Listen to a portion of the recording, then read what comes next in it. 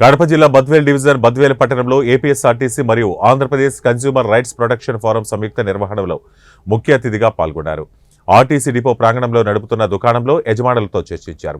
కొంతకాలంగా ప్రయాణికులు దుకాణదారుల వల్ల చాలా నష్టపోతున్నామని, ఎంఆర్పీ కన్నా అధిక ధరకు అమ్ముతున్నారని, నాణ్యత మన్నిక లేని వస్తువులను, తీరిపోయిన వస్తువులను, పదార్థాలను అమ్ముతున్నారని ఆంధ్రప్రదేశ్ కన్స్యూమర్ రైట్స్ ప్రొటెక్షన్ ఫోరానికి కంప్లైంట్స్ ఇచ్చి ఉన్నారు.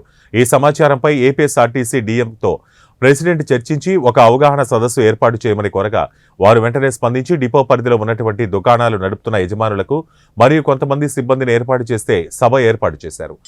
కన్స్యూమర్ యాక్ట్ 1986 అండ్ 2019 వీటి గురించి మాకు బద్వేల్ ఆర్టీసీ డిపోలో నుంచి వచ్చినటువంటి సమస్యలపైన ఒక పర్యాయం మీ అందరి దృష్టికి తీసుకురావద్దాం అనుకున్నాం. ఇక్కడ ఏంటంటే 90 షాప్స్ ఉన్నాయి, జస్ట్ 10 మెంబర్స్ వచ్చినారు. బికాస్ రీజన్ మాకు తెలియట్లేదు. ముఖ్యంగా మేము చెప్పదలుచుకున్న విషయం ఏంటి అంటే, ఒక సమావేశం ఏర్పాటు డిఎం గారు చేసినప్పుడు ప్రతి ఒక్కరూ హాజరు కావాలి. అలాంటి హాజరు కానటువంటి వాళ్ళకి మీరు షోకాజ్ నోటీస్ ఇష్యూ చేయండి. రెండో మీటింగ్ కూడా అటెండ్ కానప్పుడు వాళ్ళ లైసెన్స్లు వాళ్ళ ఇదిని రద్దు చేయండి. తప్పకుండా ఈ సమావేశం ఎందుకు ఏర్పాటు చేశారు డిఎం గారు అంటే, ఇక్కడ జరుగుతున్నటువంటి పరిణామాల గురించి మనం చర్చించుకోవాలి కాబట్టి, కంపల్సరీ ఆ రెస్పాన్సిబిలిటీ మన అందరి మీద ఉంది కాబట్టి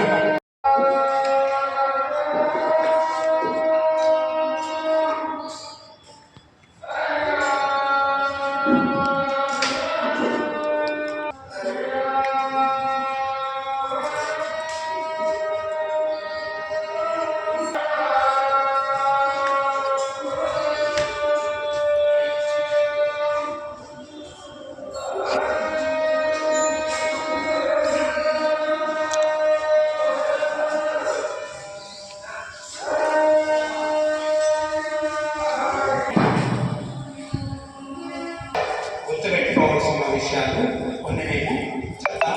తప్పక పాటించండి. మీకు కన్జ్యూమర్స్కి ఎలాంటి సర్వీస్ ఇవ్వాలి, కన్జ్యూమర్స్తో మీరు ఎలా ఉండాలి అనే దానిపైన క్లియర్గా మీకు ఎక్స్ప్లెయిన్ చేసి ఉంటుంది. ఇన్ కేసు ఎక్స్ప్లెయిన్ చేయకపోతే దాని గురించి మీరు తెలుసుకోవాల్సిన రెస్పాన్సిబిలిటీ మీకు ఉంటుంది. Consumer is God in world. మీరు కలెక్ట్ చేసుకున్నటువంటి డబ్బుకి కరెక్ట్గా మనము ఈ వస్తువు ఇస్తున్నామా లేదా అనేటువంటిది లోపించినప్పుడు లీగల్ మెట్రాలజీ యాక్ట్ ప్రకారము ఆ షాప్ ఓనర్ పైన చర్య తీసుకునే దానికి అవకాశం ఉంటుంది.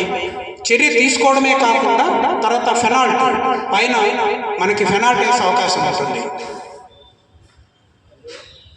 ఆర్టీసీలో ఏ షాప్ ఇచ్చినా సరే కంపల్సరీగా మా స్పెషల్ రిక్వెస్ట్ అనుకోండి, ఇంకోటి అనుకోండి, కంపల్సరీ షాప్కి లైసెన్స్ ఉండాలి.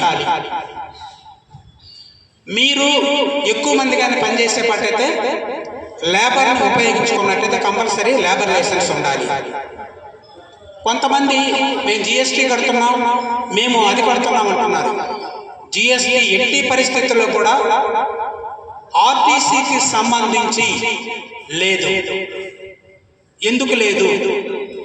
చాలా మంది ఎక్కడెక్కడ బిల్ వేసి హోటల్ ఎంత అయింది, జిఎస్టీ ఎంత అయింది, ఇదిగో జిఎస్టీ ఎంత 40 lakhs వరకు జిఎస్టీ లేదు. రిజిస్ట్రేషన్ వాల్యూ ఓన్లీ ఇబ్బందులు ఉంటాయి. ఎట్లా అంటే ఒకవేళ బై మిస్టేక్